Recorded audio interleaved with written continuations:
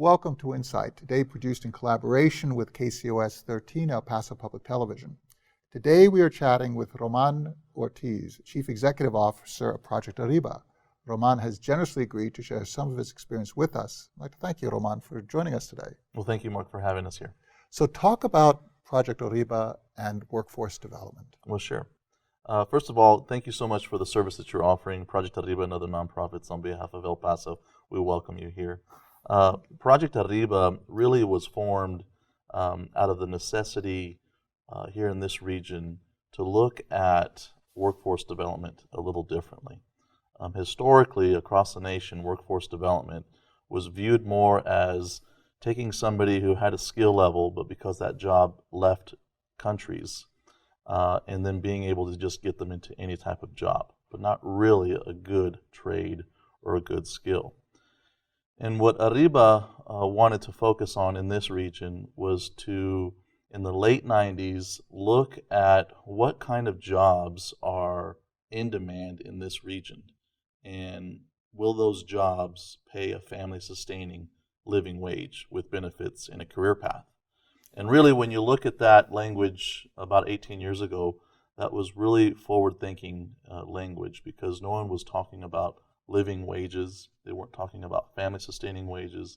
They weren't talking about jobs with benefits and a career path, things that we now look at as kind of commonplace and more normal discussion on workforce development. So you basically took an approach that started off with one central question: how will the economy of El Paso develop over the next 20 years, 30 years? And then you shaped programs, your workforce development programs were specifically shaped in reference to that economic development, and then you add in the ingredients of family-sustaining wages. Yes, yes, and that's the key ingredient, is to look at the employer sector here in El Paso and see over the next 10, 20 years, what are the types of jobs that are going to be in high demand. In the late 90s, early 2000s, in El Paso, it really turned to being a haven for medical and R&D in the medicine, and as well as increasing the skill level of folks to become nurses, other allied health degrees, and as well as doctors. So in El Paso, the healthcare industry has grown tremendously over the last 20 years. And Project ARRIBA wanted to be a part of that workforce development. And so in a nutshell, what we do is that we go out and we help grow our own so that we can make sure that we can meet the needs of local employers here in this region that need qualified healthcare professionals so that they can be able to do the work that they need to do in this region. Our board of directors is made up of half organizing group and half business community. And I do want to talk a little bit about that. Our organizing group partners, their name is the El Paso Interreligious Sponsoring Organization and Border Interfaith. And what their key role is in the impetus of our program is being able to go out into the community and talk to folks about what were the barriers that were stopping them from being able to go to college in the first place. Was it even transportation? Was it a lack of resources? Was it even a lack of childcare availability? And being able to understand that at that molecular level, we then as an organization can help offset those types of what we call life barriers through what we consider a 360 wraparound support service. So you have basically two things going on. First of all, you have a partnership between community on the one hand and business on the other. The second thing that you have going on is you are collecting intelligence but also establishing credibility, both with the business community and with local communities in need. So that credibility and that intelligence informs the programs that you put together. And then you start to shape your programs from that base. It's a very strong, very powerful base from which to move. Yes. When you look at business and you look at, say, community organizing, oftentimes those two groups may not meet because they have two different parallel universes. They might also be in conflict with one another. They might be in conflict. What Project ARRIBA is able to do, is able to take an individual who has expressed these particular deficiencies and then being able to go to college. And now when we are able to offset those deficiencies through the 360 wraparound support, when they finish within a very good period of time, on average it takes about 2.5 years for our participants to finish their degree and get job placed here in this region. Now, on average, last year, Mark, our graduates were making $48,000 a year. $48,000 a year in El Paso. In El Paso. That's a tremendous shift. They came into our program making $7,500 a year. So they increased their earning potential by 6.5 times. And meanwhile, the businesses, There we go. the businesses are benefiting Yes, because they're not going to be paying that type of money for nothing.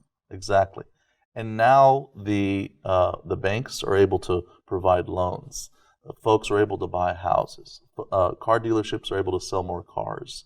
You see the economic impact. When you invest in human capital, we feel, based on the data that we have now had over the course of 20 years almost, that it reaps the highest return on investment than almost anything that is out there. And the children of those families having the advantage of that type of income, the children of those families now, they basically are operating from a different foundation than their parents operated from. Absolutely. What does it cost to have a young person go through this program? On average, our unit cost is $5,500 per person, and it takes 2.5 years for that person to finish. $5,500 per year. Per year. So it's about $12,000 Yes. for the average student, and the ROI ratio is 1 to 24. Yes. And they've increased their earning power by 6.5 times within 2.5 years. And there's 4 major pillars that we want to make sure that people can evaluate us on. One is access to college. We want to make sure that we can take those that are underprivileged and get them into college. We have great access rates, but more importantly, persistence rates. In the state of Texas, for every 100 students that start college, on average, about 43 are still there in 12 months.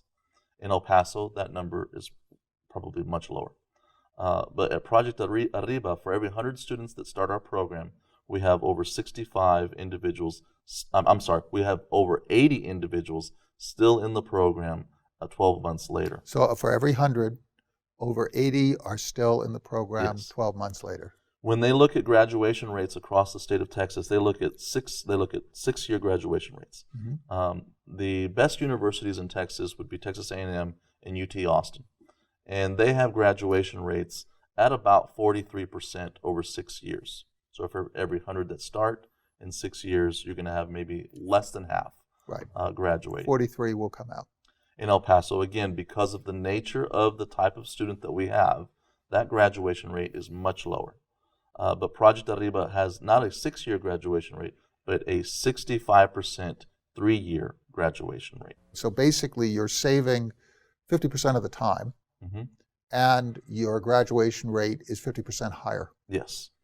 And the main reason for that success is the individualized case management approach. Every week, our participants meet with their case managers and as a community group where we call them Vision, Initiative, and Perseverance meetings. And it's at these VIP meetings that we develop the student for the workplace. So we will have formalized workshops where we help the individual with dressing for success, resume writing, how to present well, what does a particular employer look for in a type of employee. We will have over 30 workshops per year that develop this individual to be the best employee possible. That same student is also usually one of the very top students at the colleges. And to give you a quick example, we have had many people on the dean's list and on the president's list. We've had the top student graduate from the nursing class in UTEP. We've had the top students graduate in EPCC. And so we're very proud that they know that this is a chance, once in a lifetime opportunity to be able to take this help and not us do something for them that they can do for themselves, but really more importantly, giving them this opportunity to succeed. When we feel that when you give folks an opportunity to succeed, they will succeed. And we want to show the nation that in El Paso, even though we have these great things going on for us, there are some hurdles that we need to come over. And with this model, we have been successful at it. In terms of your expansion over the next years, what are the major impediments that you have that keep your expansion back? Is it mostly funding? It's mostly funding. You know, in 2008, the nation experienced another recession, one of the worst ones in recent history.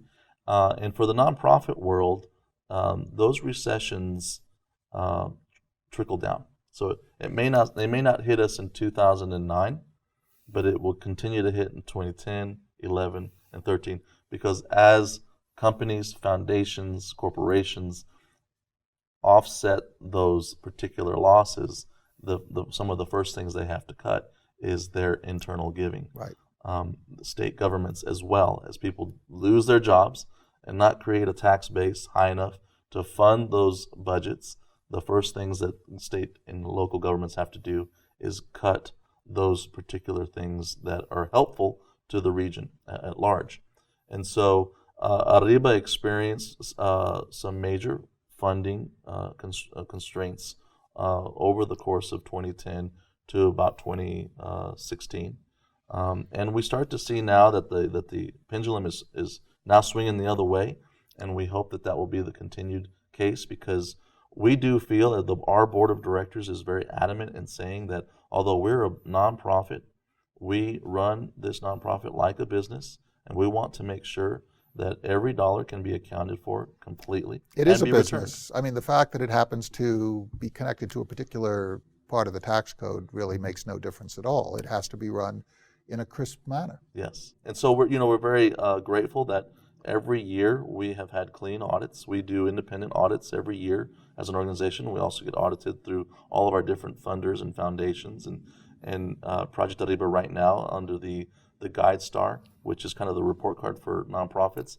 We're at a gold status, and we anticipate to be platinum status in 2018. Roman Ortiz, thank you so much for describing the great work of Project ARRIBA, and thank you so much for your insights. Thank you, Mark. Thank you for having me.